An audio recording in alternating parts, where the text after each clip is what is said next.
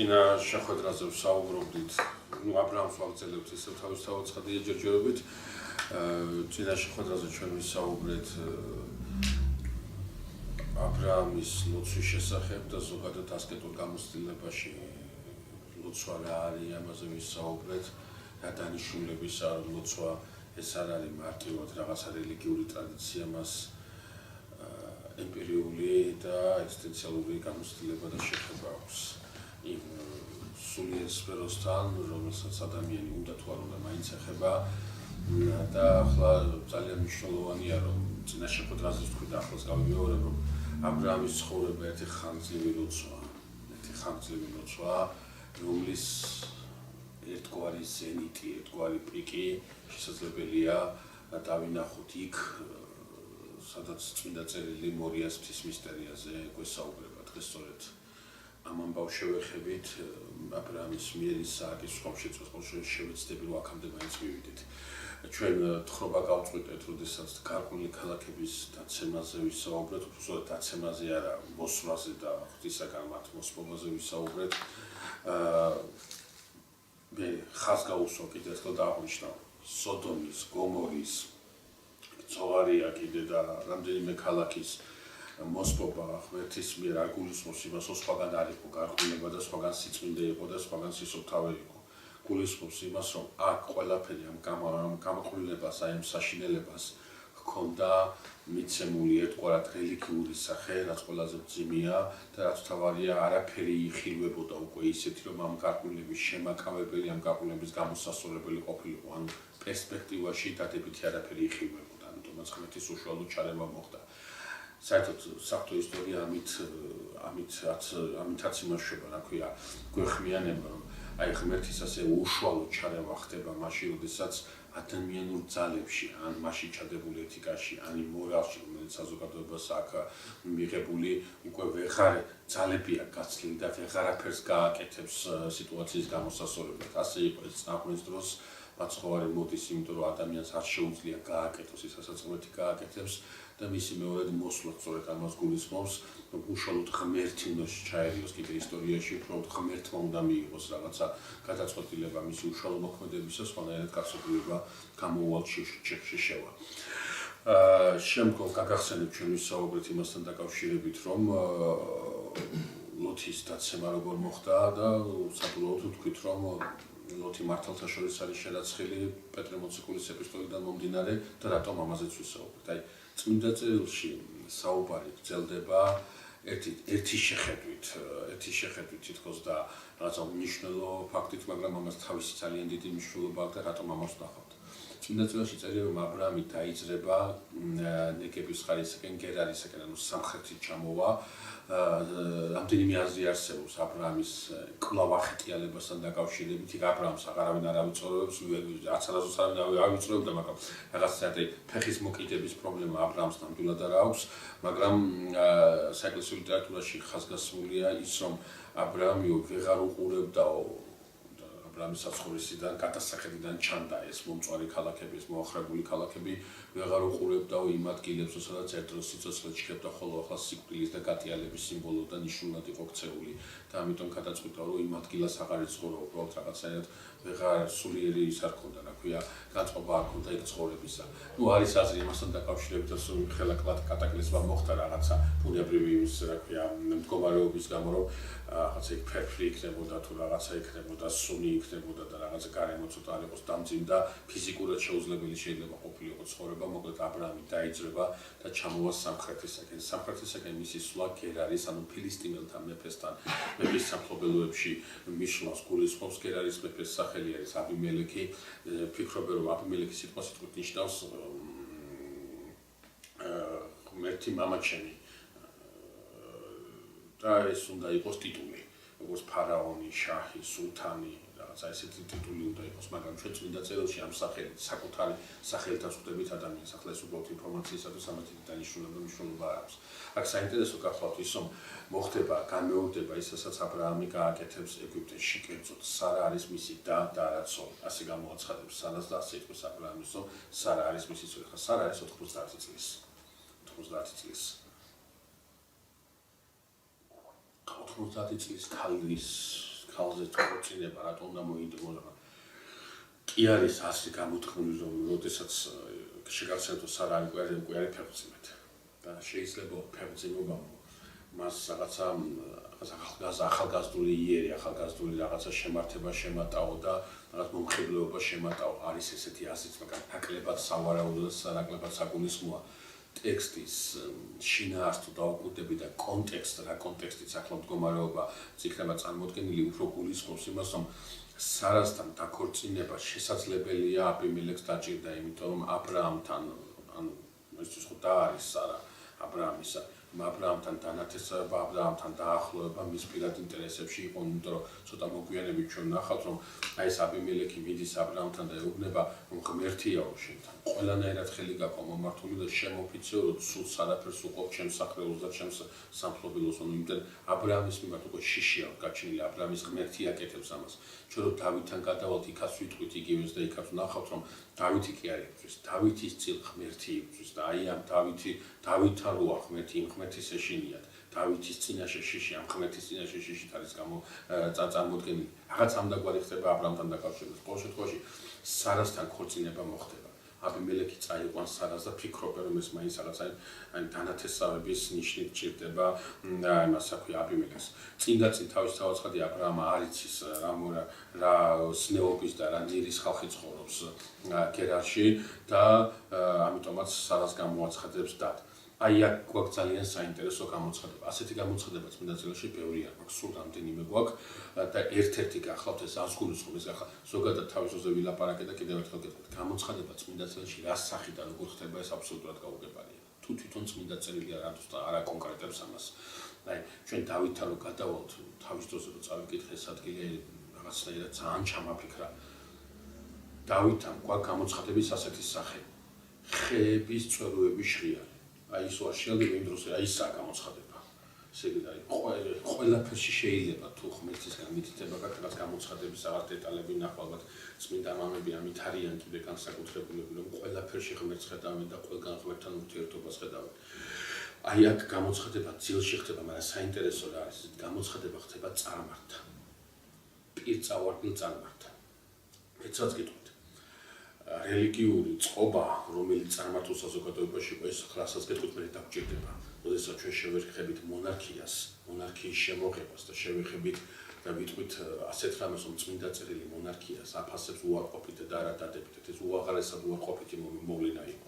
მაგრამ იქვე ამბობს წმინდა წერილი, რომ დაუშვებს ამ მონარქიას და ჩვენ მე გვექნება საუბარი რატომ რა არის წმინდა წერილში მონარქია არ არის, არა წმინდა წერილში ის მონარქია მისაღები, რომელსაც დაუშვებს ხშირად გვეშლება ხოლმე ეს. რა არის ზოგადად მონარქია და რა არის წმინდა წერილისეული მონარქია. და მას ძალიან დიდი მნიშვნელობა აქვს და ნელა მივალთ აქამდე თავის თავაცხადებს პირდაპირ ამას ვეუბნები. მოკლედ ისე თქვა მინდა, იქაც დაგჭირდება და ახლაც გეტყვით რომ რელიგიური და პოლიტიკური, სოციალური წყობა, რომელიც აი ამ ეპოქაში გვაქვს თავის თავში გულისხმობს რას მეფე მარტო მეფე არ არის. მეფე იმავდროულად რა არის? უზენაესი ქურუმი. წარმომადგენელი უზენაესი წარმომადგენელი ღმერთისა მიწაზე. და ეს ასე რომ ვითარდება წარმართებში ეს ღმერთის უზენაესი წარმომადგენელი მიწაზე იმავდროულად ხდება რა? ძეღვთისა ხო? ღმერთის შვილი, უშუალოდ ღმერთი და ხდება აი ამ მეფის გახმერთება და ხდება ამ მეფის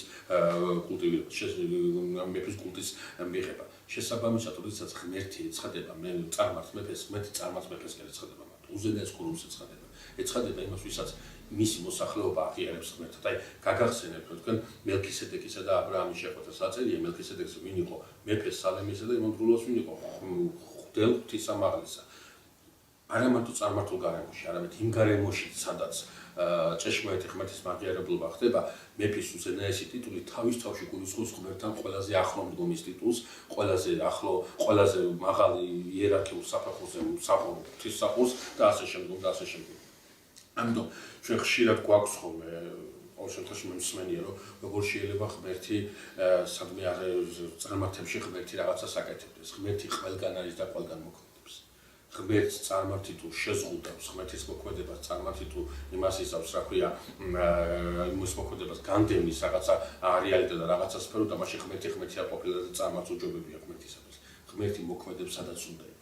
მოქმედებს ისე როგორც უნდა ის. ერთ-ერთი თვისება და ეპითეტი ღმერთის არის თვითუფლებრიობა. რასაც უნდა იმას აკეთებს, ვერ იზღუდება, მაშინ ის ღმერთი ვერ იქნება. აი მე მახსოვს, ახლა უბრალოდ სიტყვას მოაქვს, მაგრამ საჭირო მნიშვნელოვანი ამისმაც მახსოვს მისი უწმინდესობა, როდესაც ჩვენ გვესაუბრებოდა, მოგვიყვა ამბავი ირანში იყო თუ არ ვცდები, მე რაღაცა მუსულმან ქვეყანაში იყო და შეიყვანეს მთავარ მეჩეთში. უწმინდესობა თქვა ასეთი სიტყვა. რომ შევედიო მეჩეთში, ვიგრძენიო ღმერთი როგორ ახლოს იყო ჩემთანო. და გაგიჟდნენ ახლა ვიღაცები, რომ მეჩეთში როგორ არა, ღმერთი ყველგან არის, ღმერთი მეჩეთშიც არის, ღმერთი ყველგან არის, არ შეიძლება მეჩეთმა ღმერთი შეზღუდოს. ვერ შეზღუდავს მეჩეთი ღმერთს, ვერ შეზღუდავს აბიმელექი და გეწარმართი გერარი ღმერთს ეს გამორიცხული აბსოლუტურად. უბრალოდ აქ უნდა დაუკვირდეთ იმას, რომ ეკლესიაში და კერძოდ მართლმადიდებელი ეკლესიაში და მე ეკლესიას გული რომ ამბობ გულისმო თავისთავად ცხადია მართლმადიდებელი ეკლესიას ეს არის ერთადერთი წიაღი სადაც ღმერთი მაცხოვნებლობითად მოქმედებს, საიდუმლოში მოქმედებს. ეს არის ამ წიაღის ექსკლუზივი, ეს არის ამ წიაღის განსაკუთრებულობა, რომ აქ მაცხოვნებლობითი მოქმედება აქვს სული წმინდას, თორე ვერ იმას ვისავთ ღმერთს, ვერ შემოვსავთ მისი მოქმედებული, სადაც უნდა იქ მოქმედებს და როგორც უნდა ისე მოქმედებს და შესაბამისად იმ რაღაცა ნაწილმა რომელმაც თავი გაიგიჟა უწმინდესის ამ სიტყვებზე აბსოლუტურად არაადეკვატური რელიგიური ის ჰქონდათ, რა ქვია, აღთქმება ჰქონდათ ამ შემთხვევაში. რისი თქმა მინდა, აი ამ სრულიად წარმართს ეცხადება ღმერთი, სრულიად წარმართს, აი პირწავარდენ წარმართს ეცხადება ღმერთი და ეუბნება დაუბრუნე ქალი ინკასად და მისი ცოლია. აი ძალიან საინტერესოა, ღმერთი როგორ გამოცხადებოდა, აი რას აპირებდა აბრაამი, რას აპირებდა ეს მეფე გერარის აბიმელექი, რას აპირებდა სარა. ეგვიპტეში რა მოხდა ვიცით? ეგვიპტეში რაღაცა მოვლენა მოხდა და ამ მოვლენამ აიძულა ფარაონი სარა გაეშვა. აი ახლა აქ ესეთი რამეც არ ხდება. უშუალო ჯარევა, უშუალო რაღაცა, უშუალო გამოცხადება ჭირდება აბიმელექს იმისათვის, რომ გაიგოს, რომ სარა და კი არ არის მხოლოდ აბრაამის, არამედ სარა ცოლი აბრაამისა. შესაბამისად ეს გამოცხადება მარტო საინტერესო იმით კი არ გახლავთ მეგობრებო, რომ წარმაც ეცხადება ღმერთი, პირწავარდენ წარმაც ეცხადება ღმერთი და ასე ვთქვათ, იცავს აბრაამს. ეს გამოცხადება საინტერესო იმითაც გახლავთ, რომ აი ეს აბიმელექი, ეს პირწავარდენი წარმართი ეპასუხება ღმერთს. ეს არ არის რაღაცა დავალება, რომელიც გასცა ღმერთმა ბრძანებლურად თვითუფლებრივად და კეთილი უნდა ინებოს ადამიანმა და შეასრულოს. არა, აი ეს წარმართი უკან პასუხს უბრუნებს ღმერთს. აი ეს უკვე ძალიან საინტერესო მომენტია წმინდა წერილში, როდესაც აი რაღაცერად წინასახეს ხედავენ ამაში იმისა, რომ ღმერთი როდესაც მოვა ადამიანთან, მოვა არა მხოლოდ იმასთან, ვინც იცნობს მას და ვინც მართალია, არამედ მოვა ყველასთან, წარმართთანაც მოვა, ცოდვილთანაც მოვა, ავადმყოფთანაც მოვა, ყველასთვის მოვა ეს ღმერთი. და აი ეს წარმართი ეპასუხება ღმერთს და ეუბნება, რომ სუფთა გულით გააკეთა ეს. რადგან იცოდა, რომ დაიყო მისი ცოლი ყოფილიყო, ხელს არ მოკიდებდა. ვიცი რომ სუფთა გულით გააკეთე, ამიტომაც არ დაგშეუბნება ღმერთი. წინასწარმეტყველია აი კაცი. აი აქ უკვე ჩდება აი ეს ეპითეტი, რომ წინასწარ მეგობრებო, ხო, აი ამ ტერმინს დაუბრუნდები აუცილებლად. დაუბრუნე ცოლი მაკაც ილოცებს და განიკურნება. ხე განკურნებაში ჩვენ მე ვხედავთ ტექსტში პირდაპირ არის მოცემული, განკურნებაში გულისხმობა ის, რომ შობადობა გაეხსნა აბიმელექის სახლს, ანუ რაღაც შობადობის შეჭირვება იყო და რაღაც შობადობის პრობლემა იყო. სავარაუდოდ ეს იყო ან ძალიან დიდი ტკივილი და ძალიან დიდი იმით რა პრობლემები ჩობა, ან და საერთოდ რაღაცა სხვა რაღაცა გინეკოლოგიური პრობლემები, იმიტომ რომ ზოგადად მუცლას დღების, ანუ დაფეხმძიმების პრობლემის გამრავლება არ უნდა ყოფილიყო, ვინაიდან ამ შემთხვევაში უნდა ვივარაუდოთ, რომ სარათვეების განმავლობაში ყავდა აბიმელექს თავისთან და ეს ასე წმინდა წერილის ტექსტში ვერ ჩდება, რადგან ძალიან მალე უკვე სარა იმშობიარებს და ისააკი დაიბადება. ანუ დიდხანს ვერ გაჩერდებოდა. ახლა იმას იზავს საქმე, აბიმელექი დაიბარებს აბრაამს და ეუბნება, ამას რას გვიშვებოდი? რატო გვიყავი ეს? რატო კინაღამ შარში ჩავყარე, ხო? ჩვენ ამას მერე შევეხებით კიდე ცოტა მოგვიანებით ამ შარში ჩაგდების საშიშროებას, რომელსაც გერარის მეფე წარმოთქვამს. რატო დამიმალე და არ მითხარი, რომ სარა ცოლი იყო შენ და არა და აბრაამი პასუხობს, ეს ქალი მართლა და არის ჩემი. ერთი მამიშვილები ვართ, მაგრამ სხვადასხვა დედისაგან ვართ. ამიტომაც ვითხოვე ის ცოლად. აი ახლა ძალიან საინტერესო ამბავს ამბობს აბრაამი.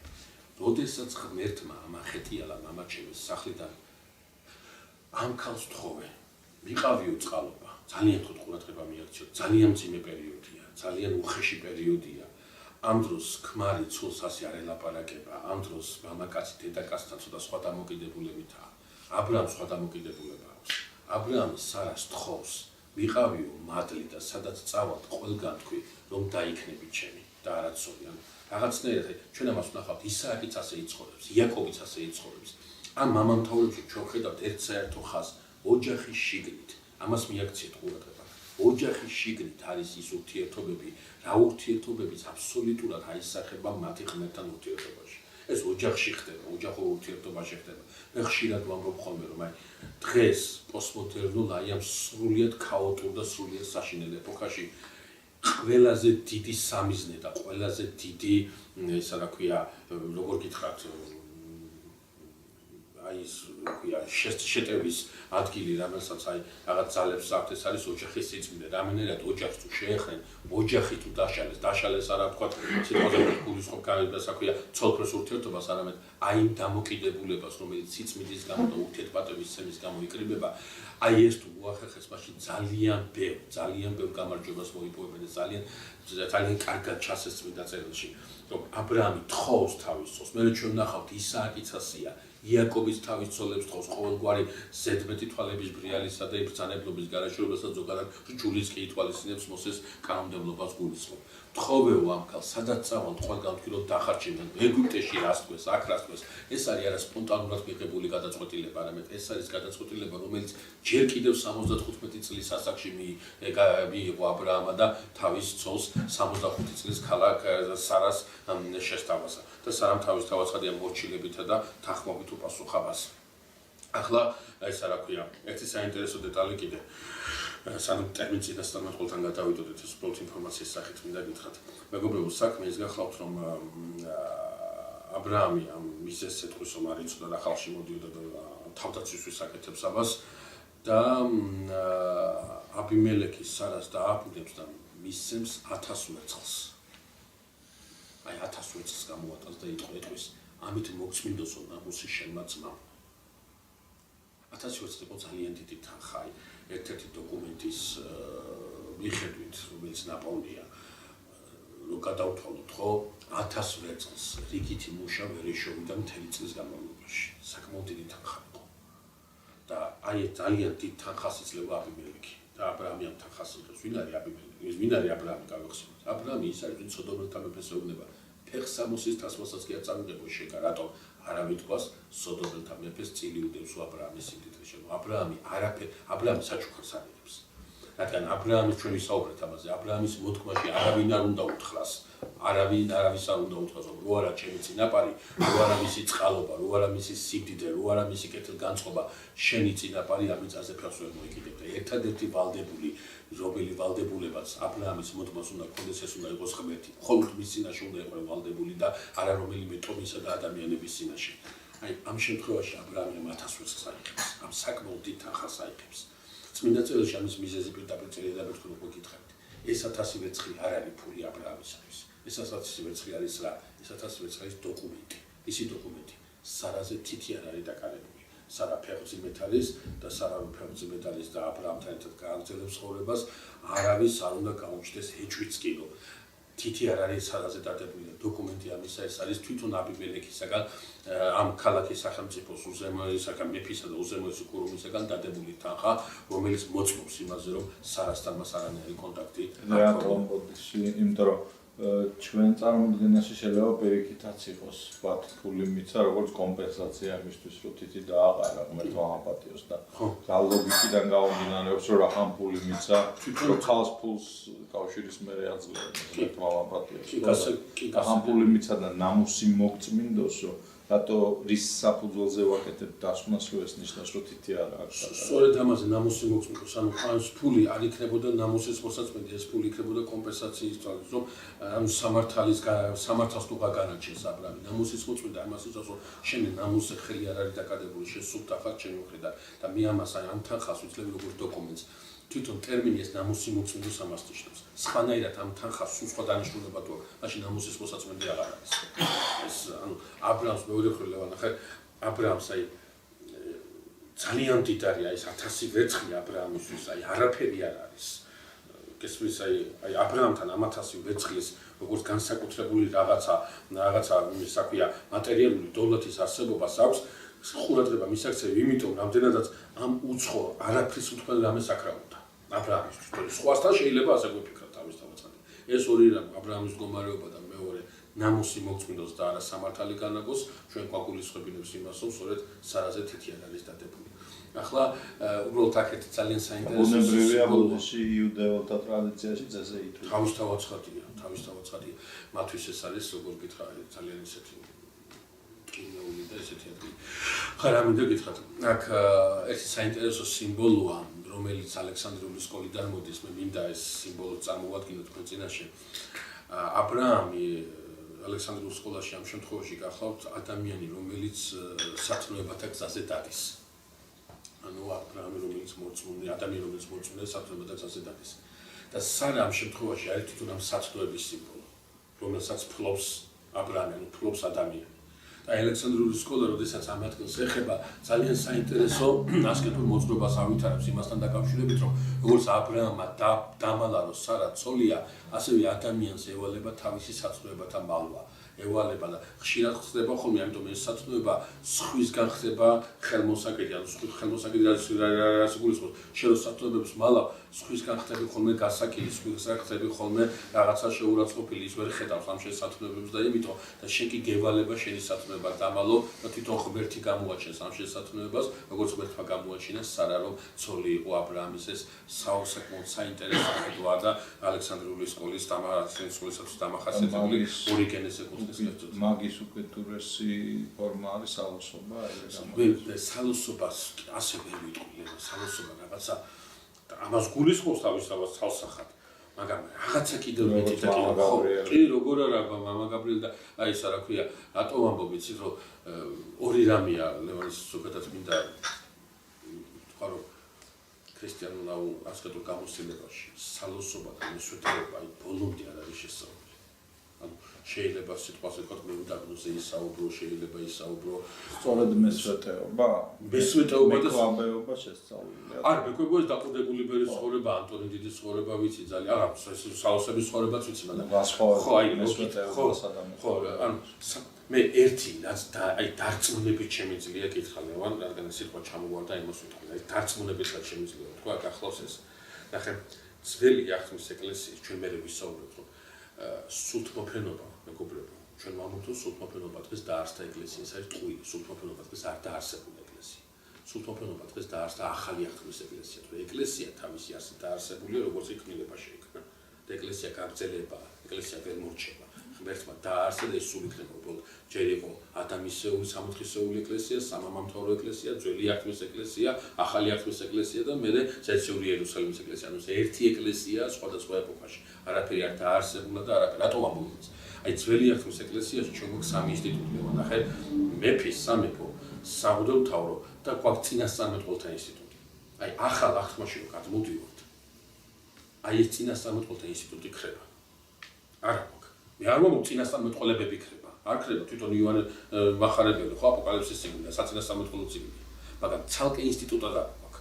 ცალკე რაღაცა ჯგუფი და წყობა არ გვაქვს. აი რა შენ სალოსებს გითხულო?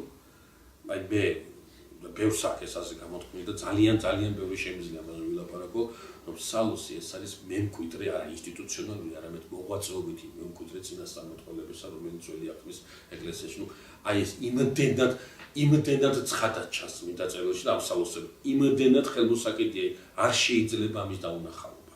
ანუ ეს დეტალი შეგვიძლია თამამად ვთქვათ, მაგრამ აი რო გითხრა აი არის სტატიები, არის კვლევები სალოსებთან დაკავშირებით, ბევრი არა ცალკეული, მაგრამ რო გითხრა რომ აი სფერო ასე ვთქვათ, შესწავლილი ამის კიდე რაღაცა, იმით გელაპარაკოს ნამდვილად არ იქნება მართებული. ხა თვითონ ტერმინ წინასწარმეტყველს მივაქცევ ძალიან მოკლედ ვიტყვი, უბრალოდ შესაძლებელია გაჩნდეს კითხვა და იმიტომ მეგობრებო საქმე ის გახსოვთ რომ თვითონ ტერმინი წინასწარმეტყველი ნაპირაც არის, ხო? ეს ტერმინი ჩდება ქვიან. ეს ტერმინი ჩდება აი მონარქ საჯულთა ეპოქის მიწურული საკითხი. საკმაოდ გვიან ჩდება. ქრისტეს შობამდე ალბათ მე-11 საუკუნე, სადღაც აი იქით ჩდება. მანამდე ქრისტეს შობამდე მე-20 საუკუნეში, შესაძაც აბრაამი მოხოცებს, ეს ტერმინი არ არსებობს. მეცაც კითხულობ წმინდა წერილში ჩვენ გვაქვს ერთი ადგილი ესე დაწერილი, რომ ადრე რომ მისანი ეწოდებოდა, ახლა წინასწარმეტყველი ეწოდება. ანუ ადრე ტერმინი წინასწარმეტყველი არ იყო ტერმინი მისანი. და ფიქრობენ მისანი გაშისაც მხილველი. ჩვენ ენაზე. ხილველი. და გერმანული სკოლიდან წამოსული ეს ბიბლიური ჰიპერკრიტიკა და ასე შემდგომ ფიქრობენ კი არა, ბევრს ავარაუდებინა რომ თხრობა ა ブラ ამის შესახედად ზოგადად მოსეს ხუთწიგნეული ეს არის გვიანი დროის ამბების კომპილაცია შეერთებული ერთად და დათებული როგორც რელიგიური წიგნი. ეს ასე ვერ იქნება, ტერმინ წინასწარმეტყველისა გამოჩენა ამაზე სრულებითაც არ მიუთითებს, თუ კი დაუკვირდებით მის სიღრმისეულ შინაარს. წინასწარმეტყველი მეგობრებო ამ სიტყვის პირდაპირ მნიშვნელობით არ გახავთ მხოლოდ ის, რომელიც წინასწარმოუწყებლობს რაღაცას.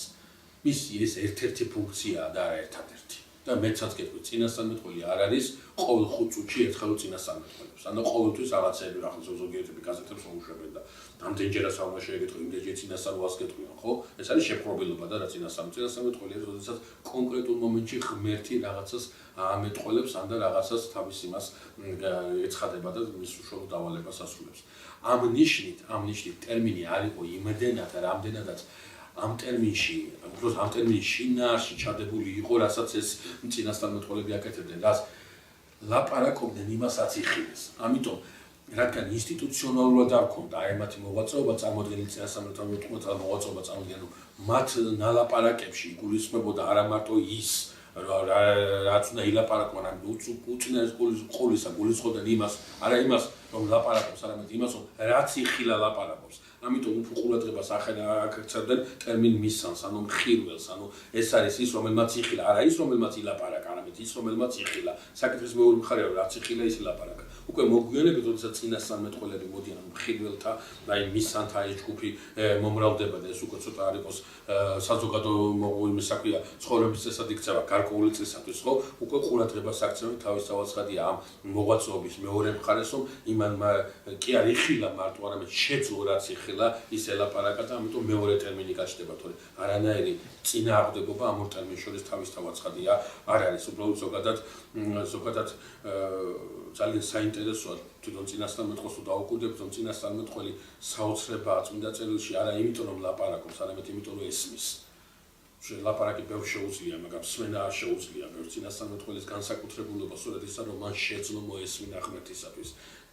ის მან თავი გაიმზადა ღმერთთან დიალოგისათვის, ღმერთთან სასმენელად და ეს არის მისი საოცარი ღვაწლი სწორედ.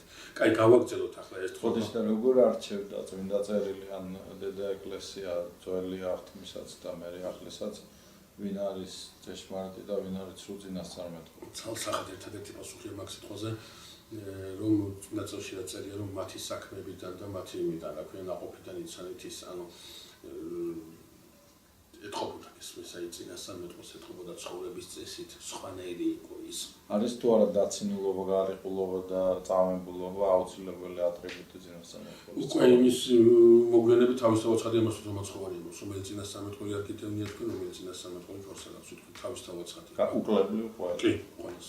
ეს აი მაგალითად ჩვენ გვეყოლებათ ძალიან საინტერესო მეფე ასა. დავითის მოთქმიდან არის, რომელიც ძალიან დიდი მეფე იყო. აი ისიც კი ვერ გაუძლებს სტუმრებას და წინასწარმეტყველს ციხეში ჩასულს.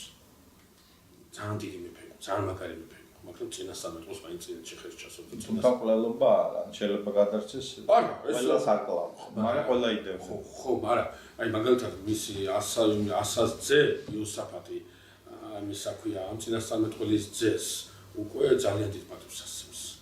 ხო, არტემს რაღაცეებში არ უსმენს. ანუ ჩვენ ვივათველი ამ ადგილამდე და ანუ უდევნელი წინასწარმეტყველები ყავს? კი, ოღონდ ეს არ არის ის წინასწარმეტყველი მაგალითად და ის წინასწარმეტყველს ჩვენ აი მაგალითად ესაია წინასწარმეტყველის დროს, ახლა ესაიაზე მაქსაუბარი რა ვიცი რა ხო ყოლიფე ხო დიდია, ხო? ესაია წინასწარმეტყველის დროს. გვაქვს მომენტი ლევან, როდესაც ძალიან მძიმე მდგომარეობა და წმინდა წერილიდან ესაია ხრება. და ვიღაცა ქალი ჩნდება. წინასწარმეტყველს. ეს ქალი წინასწარმეტყველს. მე ეს ქალი ხრება და ესაია ჩნდება. ანუ აი როგორ არის იცი, აი ქალის ქროლასავით ვერ გაიგებ. მაცხოვარი როდესაც ამბობს აი წინასწარმეტყველს, აი ამბობს ხას, ამ სახურებით ხას. თორე ამ ხასიდან როგორც ძველი აღთქმის ეკლესიამ ქალწულების ინსტიტუტი არ იცოდა, მაგრამ ქალწულები მაინც იყვნენ. მაგრამ ინსტიტუტი არ ქალწულების. ბოლო კითხვა, ტერმინოლოგიურად პატრიარქებსა და წინასწარმეტყველებს შორის რა განსხვავება? ანუ აბრაამი ერთიცაა და მეორეს თუ მხოლოდ პატრიარქი? არა, 20-ცა და მეორეც. ხო და არის რომ არც რომელიმე არ არის და რომელიმე. ამინდა გითხრა, აი მაგალითად იაკობი არ აი საქმეც ეს არის. აღარ ამ ნიშნით ისააკი წინასწარმეტყველია და იაკობი წინასწარმეტყველია. ამ ნიშნით. მაგრამ ესავი არა, ცალსახად არა. მაგრამ აი ესეთი გამოცხადებითი მითითება, რომ ეს კაცი წინასწარმეტყველია არის აბრაამს. ამას უფრო უშუალოდ ღმერთი აქვს, ეუბნება ამას. აი სამბავი ამის სრულდება, კი, გრძელდება, ეგ ძალიან საინტერესო უბრალოდ გეტყვით, რომ რაღაც ხელშეკრულება დაიდება და აი რაღაცა სტრატეგიული ურთიერთობას დაიწყებს აბიმელექი აბრაამთან, რაც აბრაამს თავის თავაცხადებას არ ჭერდება. ახლა ამის შემდეგ წმინდა წერილი მოგყვება ძალიან საინტერესო ამბავს, რომელსაც კამერხანი ელოდებოდა აბრაამი, ელოდებოდა დაახლოებით ესე იგი 25 წლის განმავლობაში, კერძოდ საუბარია ისააკის შობაზე. გავა 1 წელი, ანუ 9 გამოცხადებიდან და ესა რა ქვია, უბრალოდ 1 წელი გამოცხადებიდან და ის რა ქვია, სარა შობს ვაჟს და უწოდებენ მას ისააკს, ანუ მხიარულებას, სიცილს. დასაცინი გამხადავა, ანუ საციდელი გამხადავა, ანუ გამამხიარულება, გამაისააკაო ღმერთმა, ვინ იფიქრებდა სარა ძუძუს მოაწოვებდა თავის შვილს. აი ეს არის სარას სიტყვები, სარა არის ბედნიერი, მას ყავს თავისი შვილი, მისი სიბერწე გახსნილია, ძალიან ბევრი სიმბოლოდებს სარაში, სარა არის წინასახე ეკლესიისა, რომელიც უშვილო იყო, უმადლო იყო და შვილიერი შეიქმნა, მადლიერი შეიქმნა, არის წინასახე წარმართებისა, რომელიც სადაც აი ეს საღვთო ურთიერთობა, ნაყოფიერი ურთიერთობა არ იყო და შემდგომ ურთიერთობა დაიწყო, რითაც აღთქმა გაგრძელდა ღვთისაკაცობრიობასთან და აი ამ სიმბოლოებს იტევს სარა თავის თავაცხადია პავლე მოციქულის ეპისტოლიდან მომდინარე და ჩვენ პავლე მოციქულს ოდახა მოგვიანებით ვახსენებთ. ხა რა ხდება აქ საინტერესო რა არის? მე თქვენ გაგახსენებთ ერთ ასეთ ამბავს. შეიძლება შენ კითხვასთან კიდევ რაღაცა ახლოს მოდიოდეს. გაგახსენებთ ერთ ასეთ ამბავს, როდესაც სამისტუბანი მიდის აბრაამთან და უბრალოდ აბრაამთან ოჯახში მიდის მას სინამდვილეში გამოცხადება სარასთან ამ ჩვენ ვისაუბრეთ ამაზე. ეუბნება ასეთ რამეს, რომ გაის ამ დროს მოვალ და სარას შვილი ეყოლება. ანუ 1 წლის მერე აბრაამი ამ საკაცს იდეალდება. ან და გამოცხადებას ემატება. თორე ეს გვერდმა უთხრა, გაის ამ დროს მოვალ ნიშნავს, რომ კიდევ იმასვს. წმინდა წერილში არ წერია. არ წერია რომ 1 წლის თავზე ისააკის დაბადებისას ღმერთი გამოიცხადა. ზოგი ფიქრობს, რომ თვითონ ისააკის შობა იყო გამოცხადება. მაგრამ ძალიან თამამი განცხადებაა. უბრალოდ მეორე აზრს უფრო ვემხრობი და იმას უფრო ვამბობ, რომ წმინდა წერილი აბრაამის ყველა გამოცხადებას არ აღწერს. ანუ აღწერს რაღაცა იმასაც, მისთვის მნიშვნელოვანი ქონდა სხვა გამოცხადებები წავაროთ აბრაამს. მე რა მაგულვებინებს კიდევ ამას ისე და იოანე მახარებელი წერს საოცარ სიტყვებს. რომ კიდევ ბევრი საქმე აღასრულო. ყველა რო დამეწერა, რაც იესო ქრისტემ წიგნები ვერ დაიტევდა ამას. ანუ ყველაფერი არის წერება. ყველაფერი არის წერება. აი ეს ყველაფერი არის წერება, ძალიან გთხოვთ ამას მიაქციოთ ყურადღება. ეს არის ბიბლიური თხრობის თავისებურება. ანუ ბიბლია ყველაფერს კი აღწერს. რამაც ყველაფერი უნდა გაგულისხმებინოს იმას აწერს. დედა აზრს წერს, თავარი რაც არის იმას აწერს. და აი თავის დროზე გითხარით და მინდა გამოვიო. თავის თავაცხადი ავტორიტეტულობით ერთმანეთის გვერდით არ ვაყენება, აბსოლუტურად გამორიცხულია, ამას არასდროს არ ვიტყვი, მაგრამ ჟანრობრივი თვალსაზრისით, იგივეა ქართლის ცხოვრება. ქართლის ცხოვრება ყველაფერს კი არ აწევს. ქართლის ცხოვრება წერს იმას, რამაც მთავარი უნდა გააკეთოს, რა არის მთავარი, რამაც უნდა განსაზღვროს შენში ის ნიშნულები, რა ნიშნულებითაც შენი ერთობას ეკუთვნის, რომელი ერთობის შესახებაც ეს ცხოვრება იწერება. ამიტომაც ამ მატიანეს რაღაც ისტორია ქვია. ეს არის რაღაცა ისეთი, რომელიც ცხოვრებას ასახავს, ანუ ის რაც განგრძობადობას ასახავს, იმან რავან აზროვნების ის ფორმაა, ურთიერთობის ის ფორმაა, რომელიც დაცვის შემდეგაც ცხოვრება გრძელდება და არ ჩერდება ეს ურთიერთობა. მე ძალიან აი გუშინ ვსაუბრობდი ამაზე ძალიან საინტერესო. ვახტანგის ანდერს, გორგასლის ანდერს. ეძიებდით ქრისტესთვის სიკვდილს, ხო? აი რამდენიც ეს მეფე ხარ, ხო? შედალოცულო მეფე რო ხარ, დაწერე ამ ეკონომიური მდგომარეობა ვისთან გავაუმჯობესოთ, ან რომელი უღელტეხილები ჩავკეტოთ, ან ხო, რაღაცა ცოტა მეფეს რო ჭირდება. ჩვენ არ ვიცით, რომ ვახტანგმა შეიძლება თავის ანდერში ყველაფერი ეს დაწერა, მაგრამ მემატიანეს სხვა რამე ჭირდება. მემატიანეს ის კი არ ჭირდება ვახტანგმა რა დეტალები წარმოადგინა თავის ანდერში. ჭირდება ეს მთავარი ურომლისოდაც ვერანაირი უღელტეხილის გამაგრება და ვერანაირი ეკონომიური ურთიერთობა ნაყოფს ვერ გამოიღებდა. თავარი რა არის იმაზე აკეთებს აქცენტს. და ჟანრობრივად მე ცოტა სიტყვები გამიქცა, მაგრამ ჟანრობრივად ასეთია ქართლის ცხოვრება. თავარზე საუბრობს, ის შედეგადაც ყველაფერ დანარჩენს შეიძლება კონდეს შედეგი. უამისოდ ის უშედეგო იქნება. ჩვენი უახლესოს დაწეს ისტორიაც გახლავთ სწორედ მეტი არაფერი, რომ თავრის გარეშე ვართ და ყველაფერი უშედეგოდ სრულდება. უნაყოფოდ სრულდება უფრო სწორედ. ახლა დაუბრუნდეთ ბიბლიას ბოდიშკეთით ამ გადახვევისათვის და ყურადღება მივაქციოთ იმას, რომ აბრაამი გამართავს პურობას. ეს არის ზოგადად აღმოსავლეთში ძუძუს ბავშვს წყვეტდნენ გვიან. აი გვაქვს რაღაცა მოწმობები, სადაც 5 წლის ასაკშიც 5 წლის ასაკამდეც კი ძუძუს ეყავდათ.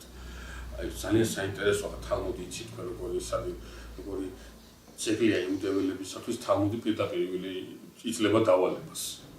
იქ ბევრი დავალებებია და ერთ-ერთი დავალება არის ბავშვი 2 წლამდე ძუძუს უნდა წოვდეს. აი პირდაპირ რელიგიური მოთხოვნა. აი ეს არის პირდაპირ რელიგიური მოთხოვნა.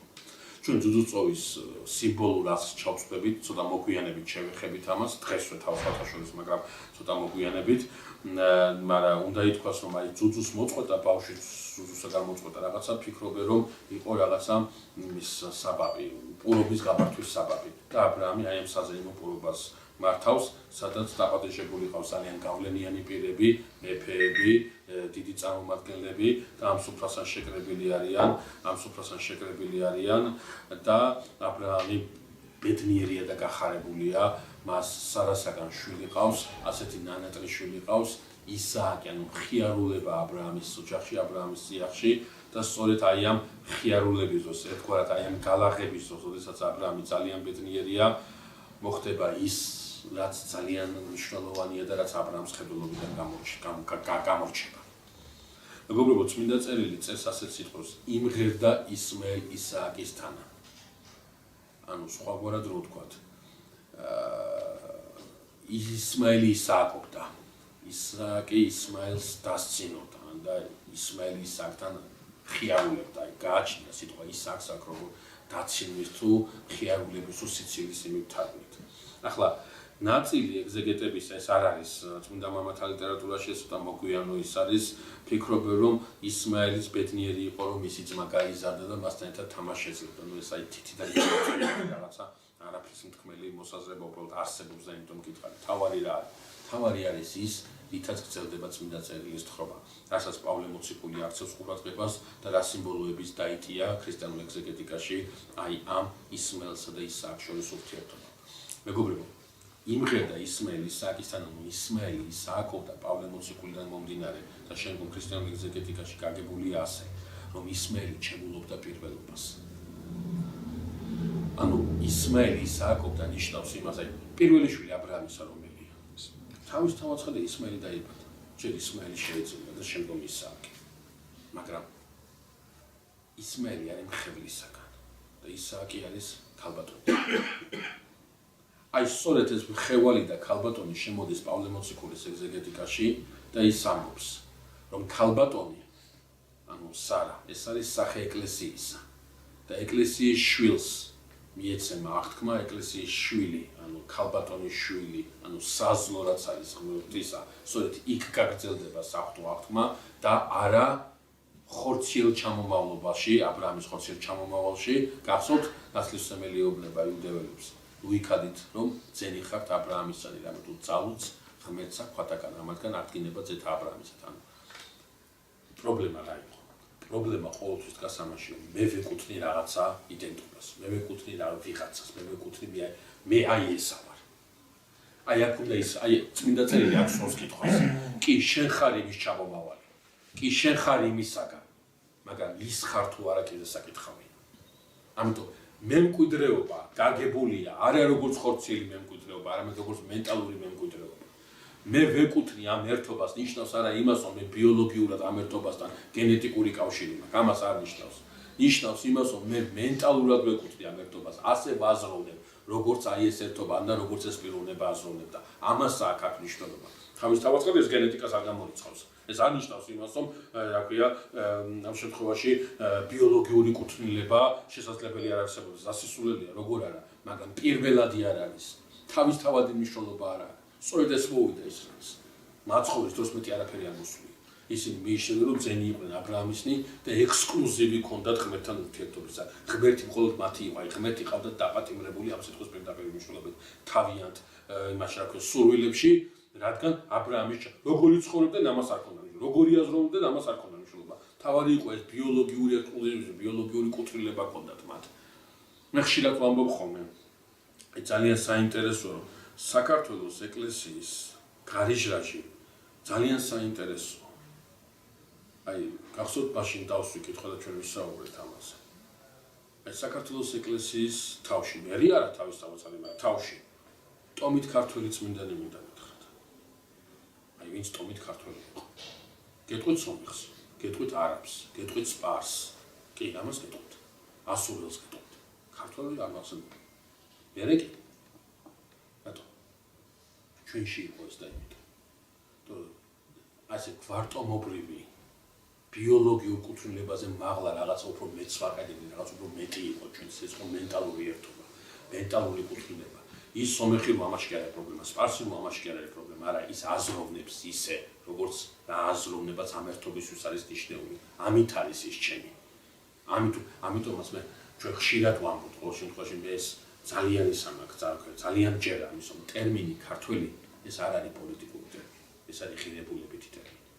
მე ქართველი ვარ არა იმიტომ რომ ბიოლოგიურად ვეკუთვნი რაღაცა გვარს, არამედ იმიტომ რომ ვაზროვნებ ისე როგორი აზროვნებაც ამ ერთობისთვის არის დამახასიათებელი. ამით ქართულ ეს არ გამორიცხავს იმას ბიოლოგიურ კუთვნილებასაც, მაგრამ მარტო ბიოლოგიური კუთვნილებით არ ვეკუთვნი ამ ერთობას, რაღაცა სხვა კუთვნილება, მაგრამ ყველაზე მნიშვნელოვანი, რომლისოდაც მე ამ ერთობის წევრი ვერ ვიქნებოდი რა არის, ეს არის აზროვნების ფორმა, ასე ვაზროვნებ და იმიტომ, ასეთობაა და იმიტომ. სხვათა შორის აი საქართველოს ისტორიას რო გადავხედავთ, ხო თამარის შემდგომ რაცხოვდის. რა არის ეს ხდება ამ ტერმინის პოლიტიზება ხდება. ღირებულებით იშუნებს კარგავს ეს ტერმინი და გადადის გაპოლიტიკურ და გამიწიერდა ის ცნება, რაც ცნება ღირებულებით სააზროვნო სფეროში იყო და იწყება ის ძალიან საშინელი პროცესი, რომელიც იწყება და რომელსაც ახლა მე სიტყვას არ გავაგზავნებ თავის თავაცად. რატომ საიდან წამოვიდა ეს? ეს არის მეგობრებო ძირეული ქრისტიანი მოძღვრება ექსკლუზივიზმის სრული უარყოფისა. არ არსებობს ასეთი რაღაცა. ვერავისი ვერ იქნება ღმერთი. ღმერთის არის ყველაფერი. ღმერთი ვერავის კუთვნილება ვერ იქნება. ვერ იარსებებს განსაკუთრებული რასა, ვერ იარსებებს განსაკუთრებული ოჯახი, ვერ იარსებებს განსაკუთრებული საზოგადოება. თუ არსებობს განსაკუთრებული ერი, თუ არსებობს განსაკუთრებული საზოგადოება, თუ არსებობს განსაკუთრებული ადამიანი, იმიტომ კი არა ის არის განსაკუთრებული, არა ღმერთმა რო გამოირჩიებოდა. თორემ მას ეს განსაკუთრებულობა არ საიდან არ აქვს გამორიცხული. ასეთი რამე არის ძალიან დამღუპელი და ძალიან მძიმე და როგორც წესი და აუცილებლად ღმერთისაგან დამაშორებელი. ამ დროს საზოგადოება, ერი, ოჯახი, რაღაცა საკვია ერთობა იჩენს საკუთარ ღმერთს, რომელსაც შეიძლება იმ ღმერთის სახელს არ ქონდეს, მაგრამ სინამდვილეში მისი ღმერთი ხდება მისი ექსკლუზივიზმი. თვითონ თავის თავს იკერპებს, როგორც საოცარს, როგორც განსაკუთრებულს და ამას ღმერთთან რაღაცა სხვა ურთიერთობების იმით ამართლებს და იმაშება. შესაბამისად, პავლე მოციქული ამას აქცევს სწორედ ყურადღებას, რომ არა ხორციელი არამედ აი ამ საქმე სულიერი მემკვიდრეობა, არა ის, ვინც პირველობს ბიოლოგიური შობით, არამედ ის, ვინც პირველობს ღირებულებითი შობით. ანუ ქალბატონისაგან შობილი არის ის, რომელთანაც ღმერთი გააგრძელებს ურთიერთობას და არა ბიოლოგიური შობით. პირველი არის ის, რომელთანაც ღმერთი გააგრძელებს თავის საქმეს. ხა წმინდა წერილში ეს როგორ არის გადმოცემული, ეს ძალიან მნიშვნელოვანი მომენტია და ამიტომ ამახვილებ ამაზე ყურადღებას. სანამ ვიზავთ, ამრიგად არის თუ არა პატრიარქალურ საზოგადოებებში ხა ქართველობას თუ თავი დავანებოთ შობით კუთვნილება იურიდიულ ფორმულირებას მოეყვან აუცილებელი, მაგრამ არასაკმარისი. თუ არა აუცილებელი და არასაკმარისი. არა აუცილებელი და არასაკმარისი. აი ჩვენ იაკობთან რო გადავართ, გაგახსენებთ. იქ ახლაც ვიტყვი მე, მაგრამ იაკობთან ძალიან კარგად ჩანს ეს. რომ იაკობი რაღაცა ასე თუ რაღაცა მომენტია, არაფერი არ არის. მაგრამ ისეთი რაღაცა ინტერესებს, აი აქედან იქნება ყველაფერი სწორედ. მივალ ჩვენ, მაგრამ აი ამ ადგილას ამინდა გითხრათ. ახლა ნახეთ, ძალიან თქო ყურადღება მიაქციეთ ამას. ეს აი ერთ-ერთი ცენტრალური ადგილია ა ブラ ამის ცხოვრებაში. ა ブラ ამი ვერ ხედავს იმას, რასაც ხედავს სარა. ეს ძალიან საინტერესოა. ა ブラ ამს ერთნაირად უყვარს ისმაილი და ისაკი. რას ნიშნავს ა ブラ ამს ერთნაირად უყვარს ისმაილი და ისაკი? ჩვენ ცოტა მოგვიანებით შევხვდებით ასეთ ტერმინს. უყვარდა მამას უფროსი ახლა პირდაპირ ასეთი ის არ არის მე სახელების ორიენტელი არ მინდა რომ არ დავიბრეთ მაგრამ მამაზეა ნათქვამი რომ უყვარდა ერთი შვილიო და დედაზეა ნათქვამი უყვარდა მეორე შვილიო ეს იმას კი ნიშნავს რომ მამას მეორე შვილი არ უყვარდა ან დედას პირველი შვილი არ უყვარდა არა მშობლებს ორივე შვილი უყვარდა მაგრამ უყვარდა ეს არის როგორ გიხარ მიმართება ეს არის კარნახი იმისა რომ უყვარდა ნიშნავს ეიმედებოდა რაღაცნაირად აი აქეთკენ მქონდა აზრი იმიტომ კი მეორე წულს არა უბრალოდ აი ამაში ეიმედება რაღაცა აი აბრაამი არის სამდაგვარ მდგომარეობაში ისმაელი და ისააკი ორივე უყვარს ორივე მისია და ორივეში დევს ძალიან დიდ აზრს სამომავლო ღვთისმსახურების გაგრძელებისა აი ახლა რასაც არ უკვირდება აბრაამი ან ალბათ არ უკვირდება აბრაამი გახლავთ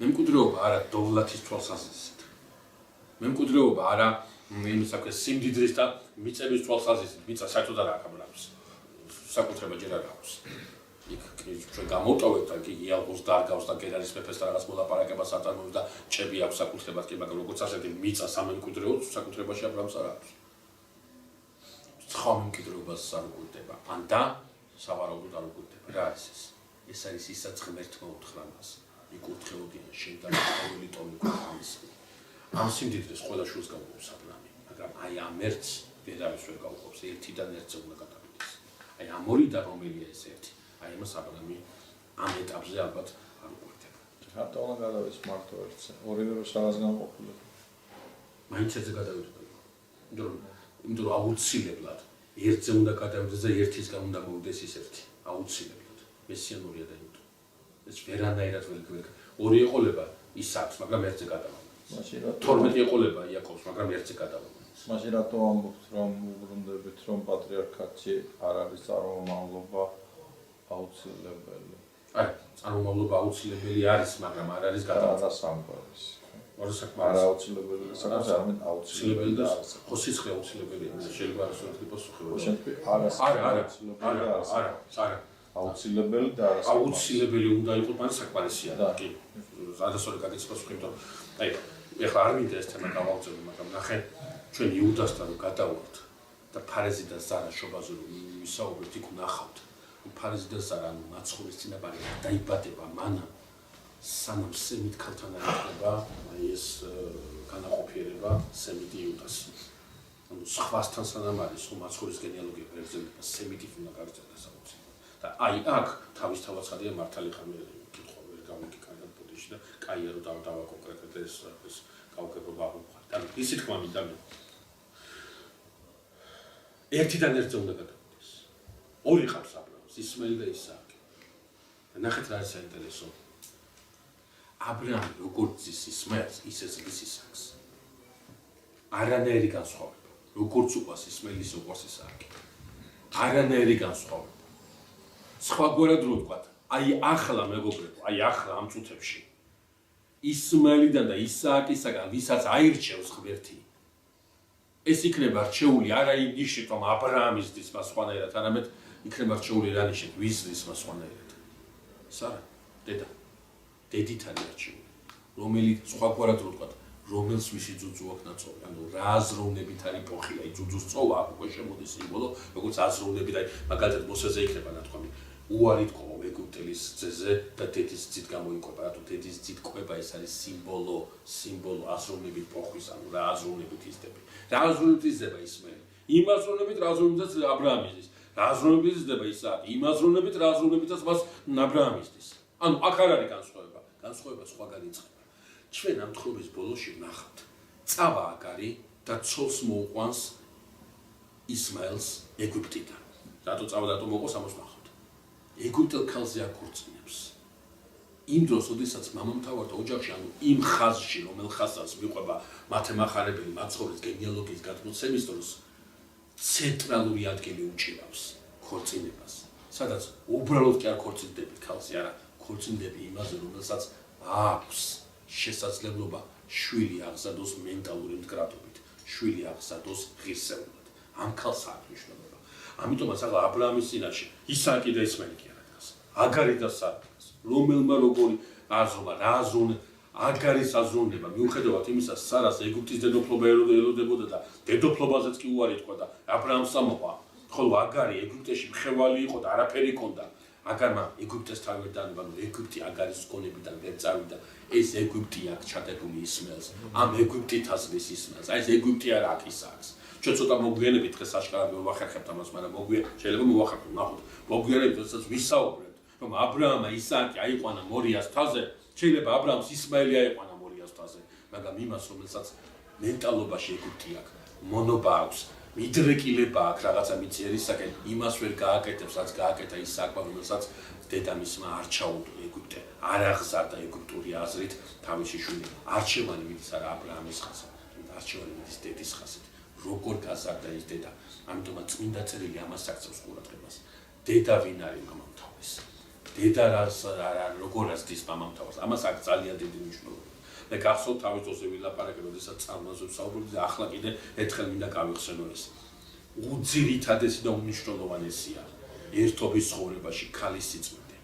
როგორც კი ერის, საზოგადოების ერთობის წიაღში ქალის სიწმინდე გახდება დასაცინი, გასაქილი, ფეხქვეშ გასათელი, გახდება რაღაცა რეტროგრადიისა და ძველმოდულობის მანიშნებელი და ასე შემდგომ, ამ დროს ყველაზე დიდ გამარჯვებას მიაღწევს მტერი, ნედან ქალის სიწმინდის მოშლა გულისხმობს აუცილებელ განადგურებას ამ ერთობისას, აუცილებელს. ამას ძალიან კარგად ხედავდნენ ეს ძველი აღთქმის მამამთავრები და ზოგადად ეკლესია და ზოგადად ეს ღირებულებითი მდგრადობის მქონე საზოგადოება, რომელიც აი ამ დედაკაცის განსაკუთრებულობას, მისი სიწმინდის და მისი სუსურთავის განსაკუთრებულობას აქცევს ყურადღებას.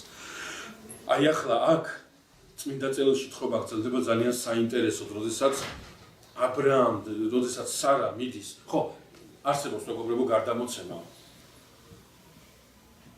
დაინახაო სარამო, ზოგადად ვიცით რომ ისმაელი კარგად იცოდა ისას. ძალიან კაი მშვიდოსანი იყო. მიზანი ჰქონდა ძალიან მაგარი.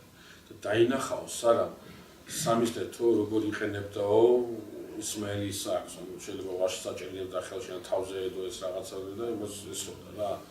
ხო და ამას უცებ თვალი მოკრაო და თქვაო რომ ასეთი რაღაცა სანამ ცოცხალი ვარ ამას აკეთებს და რომ მოკლების უმთასაც უზავს ჩემშულსო და აი ეს ვეღარ გადაიტანაო და მიდის აბრაამთან და ეუბნება. გააგდე ეგ ყმა ქალი თავის შვილთან ერთად. ეს ყურადღებას აქცევ მე არ მოგცემს ყურადღებას, მაგრამ აქცევს ყურადღებას იმდენად ზრუნდაო. სახელს აგარი და ისმაელი გააგდეო კი რა. ეგ ყმა ქალი თავის შვილთან სახელებს ეცკავიო ვერ ამბობ, აი საშინელი სიძულველი აქვს. აი ეგ აბრაამი დადარდიანდება. დადარდიანდება ორი რამის გამო. პირველი უკვე გითხარით. ისმაილის შვილი. ისმაილს ზრდის როგორც და მეორე, რასაც მინდა თქვენი ყურადღება მიიღოს. გახსოვთ თავის დროზე იმ რა ქვია აბრაამას სარას უთხრა. აგარზე შენი მხევალი და რაც კიდე ეს უყავიო და გაიქცა აგარი. რა მოხდა მე? ღმერთმა დააბრუნა. და აბრაამა ისე ღვთისმეტყველება ისმაილი მასთან უნდა მოს. და ახლა სარა ითხოვს მის გაგდებას. ღმერთმა დააბრუნა და სარა ეუბნება გააგდო. ვერ ჯდება ესეთ მაგაში. და აბრაამი ძალიან დადარდიანებული არ იცის რა ქნას. და იქ ეცხადება ღმერთი აბრაამს. და ჩემთვის ეს არის ყველაზე არა, მაგრამ აი ძალიან საინტერესო ადგილი. ეცხადება ღმერთი აბრაამს და ეუბნება. მოусმინე რასაც ჩემი ცოლი გეუბნება. აი ამაზე მე ცარაზე ვერ ვიტყვი. ძალიან დიდია სა. აბრაამზე მაქვს მეგობრებო საუბარი, კაც ღვთის მეგობარი ეწოდება მოციქულისაგან. ნუ ძალიან დიდია აბრაამი, ძალიან დიდი. და უცებ გამოჩნდა ვიღაცა, რომელსაც ამ დიდმა უნდა უსმინოს, ვინ არის ეს ვიღაცა? ისიც ის არის. საოცრება ეს ქალი, ნუ აი ეს კაცი და ეს ქალი ერთად არის, აი მთელი ეპოქა და მთელი ისტორია. შენ ცოლს უსმინე. ასიშავ შენ ცოლს უსმინე. გააგდე ისმაილი. აი მას ისწავს მეცადეს. მეგობრებო, აი ახლა ამის მერე თხრობა გრძელდება ძალიან საინტერესოდ. მე მინდა განსაკუთრებული ყურადღება მიაქციოთ ამას. ჩვენ ახლა გავიცნობთ აბრაამს. ბევრი ფიქრობს, რომ აბრაამი განსაკუთრებით გამოჩნდება მორიას მთაზე.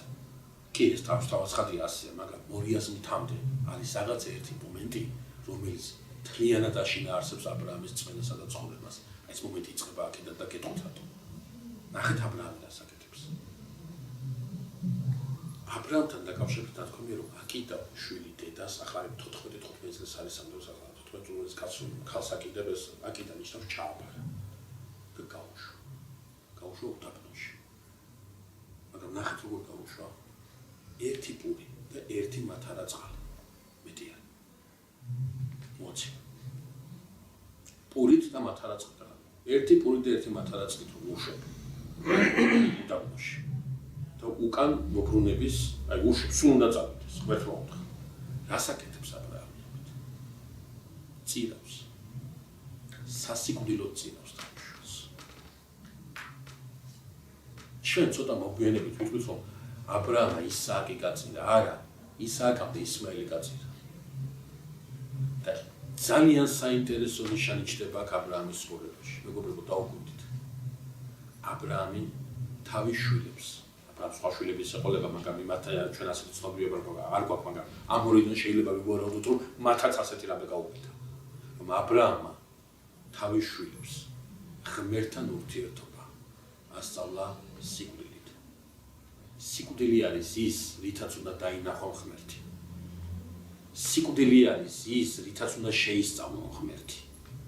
აი სწორედ სიკვდილმა უნდა გააცნოს მათ ღმერთის.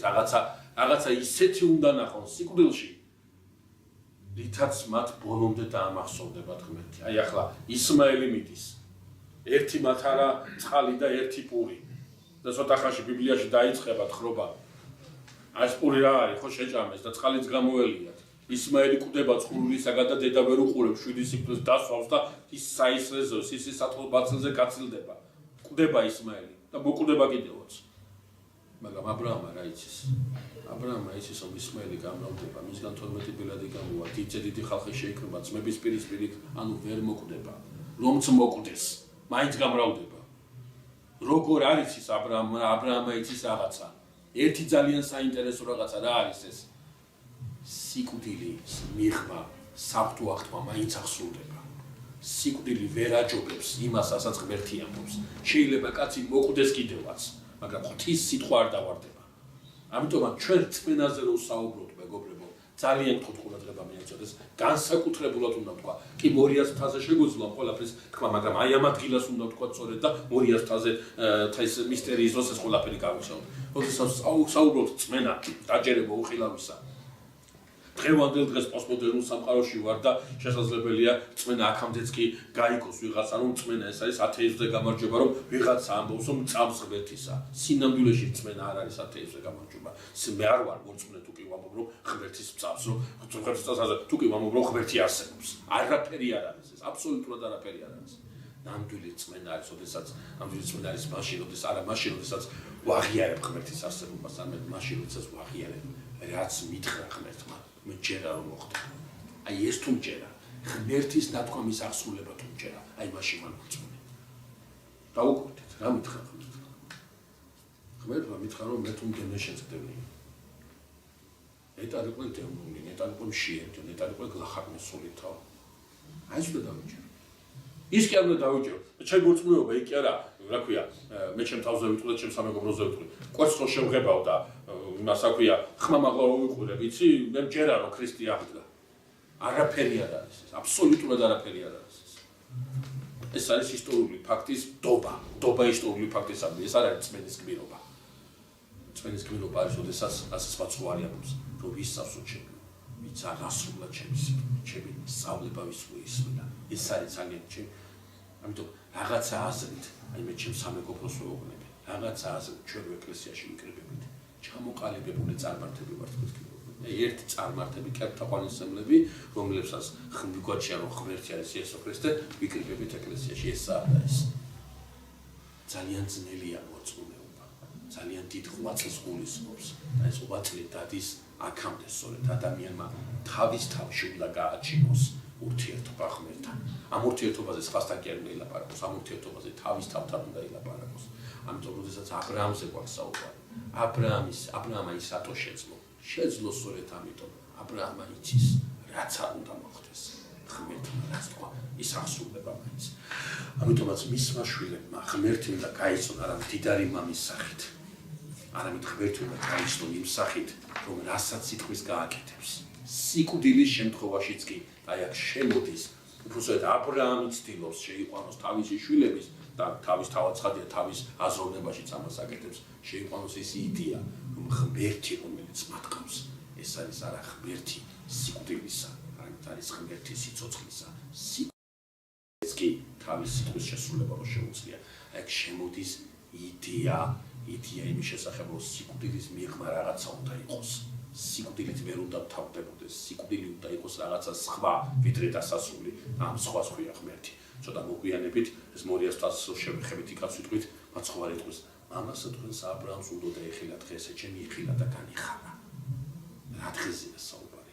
ამ იდეაზეა საუბარი, რომ სიკვდილის მიღმა არსებობს სიცოცხლე. და ეს სიცოცხლე არის არა შავეთი, შეეული, არამედ არის ღვთისახტბათ აღსრულება.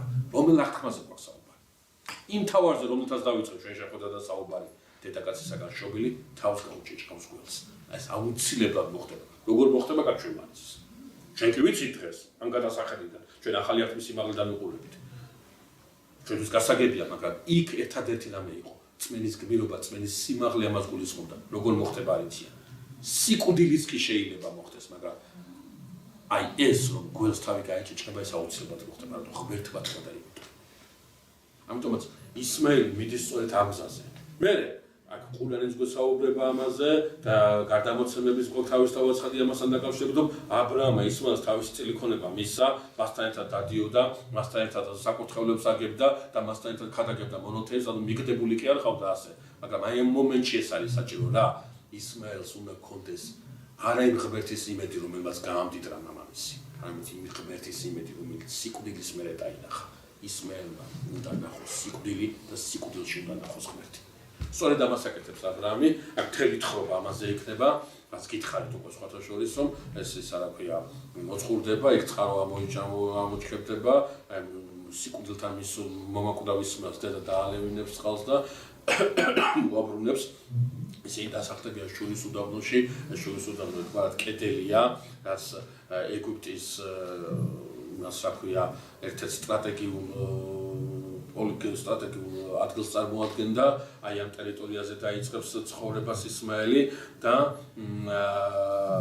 მოხდება ისაც უკვე გითხარით, წავა აგარი და თავის შვილს სოლს მოუყვარს ეგვიპტიდან. ანუ ამით წმინდა წერილი თქვა რეზიუმირებას აკეთებს, რატომ უნდა დარჩეს ისააკი და რატომ არ უნდა დარჩეს ისმაელი. მას ეგვიპტოსკენ დედამისის ყვალობაზე ეგვიპტისკენ აქტოლო ეგვიპტური აზრი, ეგვიპტური მისწრაფებები აწუხებს და შესაბამისად აი ამ წინააღმდეგ უნდა იყოს პროცესი. მიხარ თქვენთან კითხვა მაქვს, დავიწყო მორიასთან თუ დღესამე და ძალიან შორს სწავლობდა ძალიან.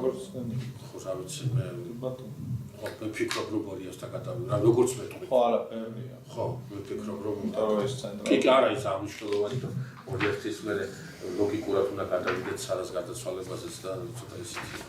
დიდი მადლობა მოვიტანთ შესაძლებლად.